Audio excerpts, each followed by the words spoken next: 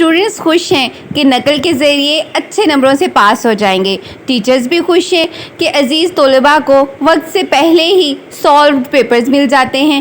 Parents بھی خوش ہیں کہ چیٹنگ سے ہی صحیح لیکن بچے سکسیسفل ہو جائیں گے۔ اسکول کے پرنسپلز بھی خوش ہیں کہ بورڈ میں نمایاں پوزیشنز ملتے ہی اسکول کا نام روشن ہو جائے گا۔ امتحانی عملہ ایگزامینرز بھی خوش ہیں کہ مہنگائی کے اس دور میں رنگ برنگے لذیذ کھانے اور سیر سپاٹے لطف اندوز ہونے کا موقع مل گیا۔ بورڈ انتظامیہ اور محکمہ تعلیم بھی خوش ہیں کہ تعلیم یافتہ نوجوانوں کی تعداد بڑھ رہی ہے۔ لیکن یاد رکھیں، ہم بہت بڑی مس انڈرسٹینڈنگ میں ہیں۔ آج سے ٹھیک 15 سال بعد اس ملک کے مستقبل کے لیے ہم ایسی نسل تیار کر رہے ہیں جو اس ملک کا سب سے کرپٹ ترین طبقہ ہوگا۔ اللہ تعالیٰ کی بتائی ہوئی لیمٹس کو اس طرح کراس نہ کریں۔ پڑھنا سب سے مقدس چیز ہے اس دنیا میں۔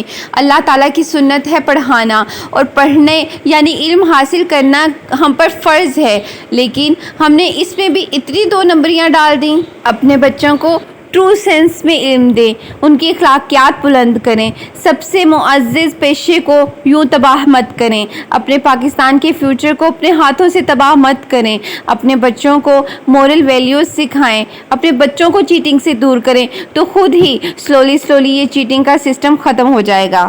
لہٰذا نقل چیٹنگ کے اس ناسور کو ختم کرنے کے لیے مشترکہ طور پر ہم سب کو شفافیت کی طرف قدم بڑھانا ہوگا، ورنہ تقدیر کا شکوہ کرنے کی بجائے اپنی بے حسی اور مجرمانہ غفلت پر ماتم کر دینا چاہیے۔ اور یاد رکھیے گا، یہ چیٹنگ نہ صرف آپ کو اس دنیا میں تباہ کر رہی ہے بلکہ آپ کی آخرت کو تباہ کر رہی ہے، آپ کے بچوں کی آخرت کو تباہ کر رہی ہے۔ کوئی نہیں دیکھ رہا ہوتا کہ آپ کا بچہ چیٹنگ کر رہا ہے، لیکن اللہ تعالیٰ ضرور دیکھ رہے ہوتے ہیں۔ اپنے بچوں کو سمجھائیں کہ بیٹا، آپ ایگزامینیشن ہال میں جا رہے ہو، اگر کوئی چیٹنگ کرتا ہے، آپ نے بالکل نہیں کرنی۔ اتنا سا سٹیپ تو آپ لے سکتے ہیں نا۔